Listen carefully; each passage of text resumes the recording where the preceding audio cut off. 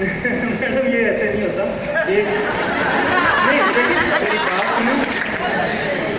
دیکھیں میری بات, میں اس تقریب کو مہمان خصوصی ہوں. نہیں اس میں کوئی شک, اگر وائس پریزیڈنٹ آپ کو بتا سکتی ہیں, اور بڑے ہی مطلب اس کے بعد تشریف لے کے آیا ہوں. تو میڈم میں ذرا ختم کروں. ویسے اصولی طور پر یہ ہوتا ہے کہ جو مہمان خصوصی اس کو سب سے آخر پہ جو ہوتا ہے وہ باری دینی ہوتی ہے تاکہ وہ اپنی مرضی سے پھر باری کرے. تو میں پھر یوں کرتا ہوں کہ اس کو یہیں ختم کر دیتا ہوں. میڈم ایک نظم میں سنا, نہیں وقفہ نہیں سر کر سکتا, میں نے تو اپنے گھر میں وقفہ نہیں کیا.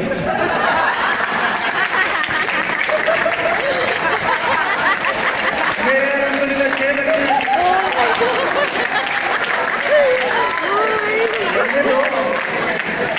اللہ کا شکر ہے 3 بیٹی ہیں 3 بیٹے ہیں.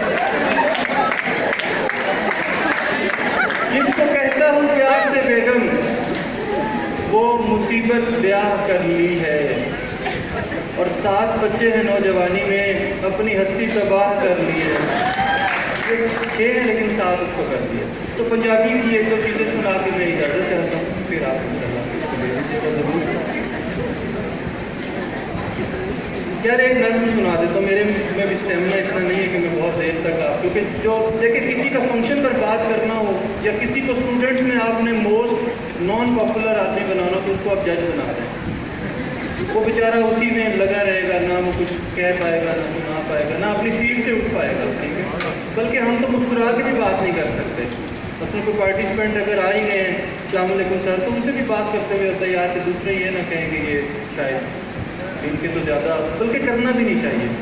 ایک چھوٹا سا واقعہ کہ حضرت علی کرم اللہ وجہہ جب اس میں تھے خلیفہ تھے تو اپنی زرہ کی چوری کے لیے قاضی شورہ کی عدالت میں گئے, تو قاضی صاحب نے وہ خلیفہ کے احترام میں کھڑے ہو گئے.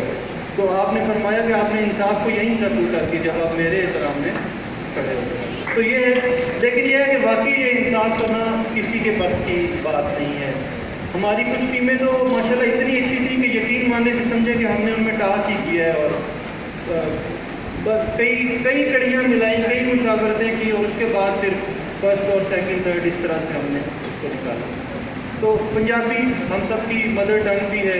اور ایک میسیج بھی میں دینا چاہوں گا, مستقبل کی بہت ساری مائیں میرے سامنے موجود ہیں, بہت سارے والدین موجود ہیں جنہوں نے اپنے بچوں کی